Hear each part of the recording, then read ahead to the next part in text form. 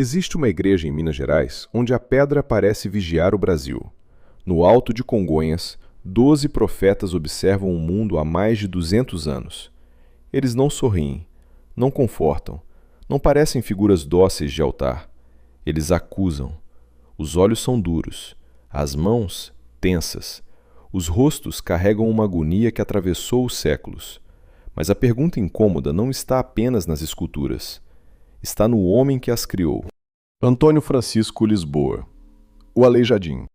Filho de um mestre de obras português com uma mulher escravizada, artista genial, homem marcado pela doença, criador de santos, profetas, altares e fachadas, que hoje são tratados como tesouros da arte brasileira.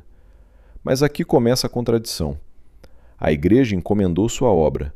As irmandades religiosas precisavam de seu talento. Os santuários receberam sua arte.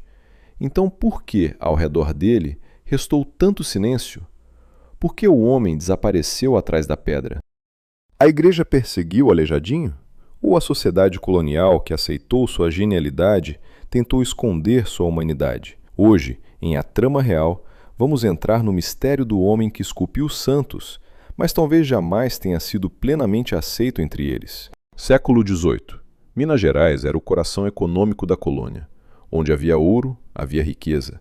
Onde havia riqueza, havia disputa. E onde havia disputa, a religião também se tornava palco de poder. As irmandades competiam entre si. Igrejas eram erguidas como demonstrações de fé, prestígio e autoridade. O barroco mineiro florescia entre a devoção e a ostentação.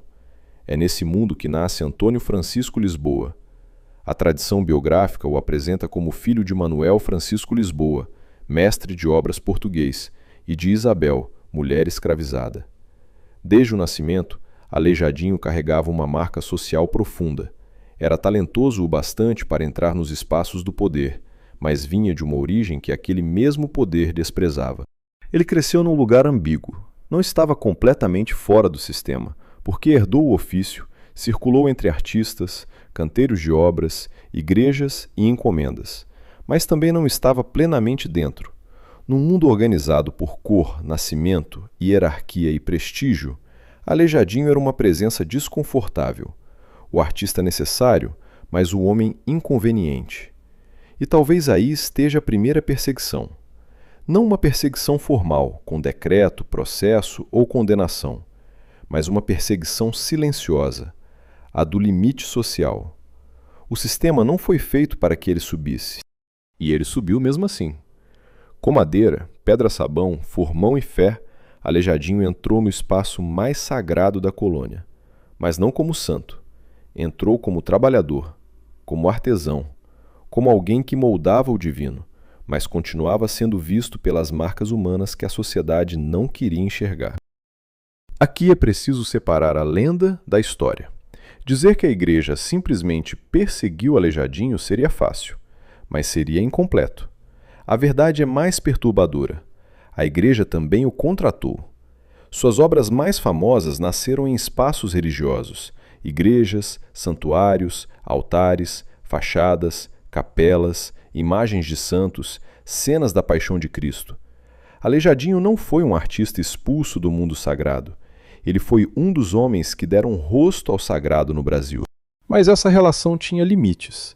A arte colonial não era livre como a arte moderna. Ela era encomendada.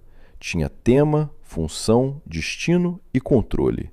O artista recebia uma missão: representar Cristo, os profetas, os santos, os dramas da fé. Mas dentro desse mundo de regras, Aleijadinho fez algo extraordinário. Ele colocou humanidade onde se esperava apenas devoção. Colocou dor onde se esperava ornamento. Colocou tensão onde se esperava obediência.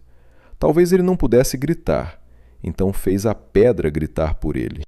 Por volta da maturidade, a doença entra na vida de Aleijadinho como uma segunda condenação. Não há consenso absoluto sobre o diagnóstico.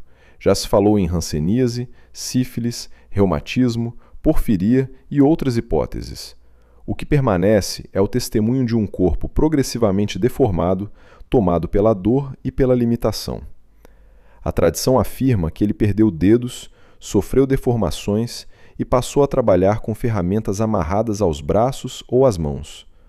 Mas até isso precisa ser olhado com cuidado, porque a história de Aleijadinho também foi transformada em mito: o gênio doente, o artista mutilado, o homem que, mesmo destruído, continuava esculpindo. Essa imagem é poderosa, mas pode esconder outra coisa: a brutalidade de uma sociedade que só parece ter se encantado com sua dor depois que ela virou lenda. Enquanto o corpo definhava, sua arte ficava mais intensa. Os anjos não parecem leves, os santos não parecem distantes, os profetas não parecem decorativos. Tudo em Aleijadinho parece conhecer a matéria do sofrimento. Ele não esculpia apenas a fé dos altares, esculpia o peso de existir, a dor nas mãos, a solidão do corpo, a violência de um mundo que se ajoelhava diante de suas imagens, mas talvez não se ajoelhasse diante de sua humanidade. É em Congonhas que o mistério atinge sua forma mais poderosa. 12 profetas no alto de um santuário. Eles pertencem à tradição bíblica, anunciam castigos, quedas, conversões, julgamentos e promessas. São figuras religiosas, sim, mas nas mãos de Aleijadinho parecem também figuras morais. Eles não apenas enfeitam, eles vigiam. E talvez por isso tanta gente tenha tentado ler, nesses rostos, algo além da Bíblia. Seriam apenas profetas? Ou seriam juízes de uma sociedade corrompida pelo ouro, pela escravidão e pela vaidade? Algumas interpretações veem nos personagens de Aleijadinho uma crítica velada ao poder de seu tempo. Há quem leia nos carrascos da paixão, nos rostos grotescos e nas expressões duras, uma espécie de denúncia moral. Mas é preciso dizer com honestidade: não há prova definitiva de que Aleijadinho tenha retratado inimigos específicos, governadores ou cobradores de impostos. O que existe é algo mais sutil. Existe uma obra que incomoda, uma arte sacra que não adormece o olhar, uma beleza que também acusa. Naquelas esculturas, a fé não é doce, é dramática. Cristo sofre. Os algozes deformam a cena. Os profetas anunciam ruínas. E o artista, talvez sem escrever uma única linha de protesto, deixou na pedra uma pergunta: quem julga os poderosos quando os poderosos controlam os altares? Não precisamos de documentos para provar sua revolta. Basta olhar para o profeta Amós. Ele não aponta para o céu. Seu pergaminho e seu olhar parecem confrontar o palácio dos governadores. Aleijadinho não escreveu um manifesto. Ele esculpiu uma tensão que a elite da época fingiu não ver. A pergunta inicial volta mais incômoda. A igreja perseguiu Aleijadinho? Se procurarmos uma perseguição formal, talvez não encontremos. Não há uma história simples de condenação religiosa, excomunhão ou expulsão. Pelo contrário, suas obras foram encomendadas para igrejas, irmandades e santuários. Mas há outro tipo de perseguição, aquela que não precisa destruir a obra. Basta diminuir o homem. Basta reduzir o artista a um apelido. Basta transformar Antônio Francisco Lisboa em O Aleijadinho. Basta aceitar o milagre da pedra, mas esquecer a pessoa que sangrou para produzi-lo. A instituição religiosa queria a beleza. A sociedade queria o esplendor. As elites queriam igrejas magníficas. Mas o trabalhador por trás da magnificência vinha de uma origem que a ordem colonial preferia manter abaixo. E então surge a contradição mais cruel.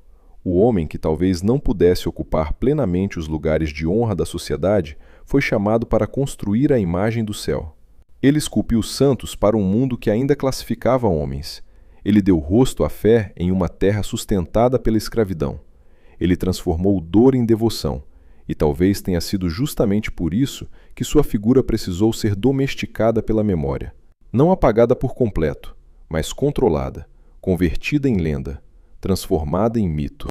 Então, afinal, a igreja perseguiu Aleijadinho? Talvez não como se persegue um herege. Talvez não com uma sentença, uma fogueira ou uma proibição. A igreja o contratou. Os templos receberam sua arte. As irmandades se beneficiaram de sua genialidade. Mas a sociedade que cercava esses templos talvez tenha feito algo mais silencioso. Recebeu seus santos, mas escondeu o homem. E talvez o verdadeiro santo proibido não esteja no altar. Talvez esteja no artista que, mesmo excluído, colocou sua alma dentro da pedra. Na próxima vez que você olhar para uma obra de Aleijadinho, não veja apenas beleza. Veja o rosto de um homem que transformou agonia em permanência. A pedra durou. A verdade, nós ainda estamos aprendendo a contar. E você? Acredita que os profetas de Congonhas guardam um mapa de protesto? Ou são apenas fruto da genialidade religiosa de Aleijadinho?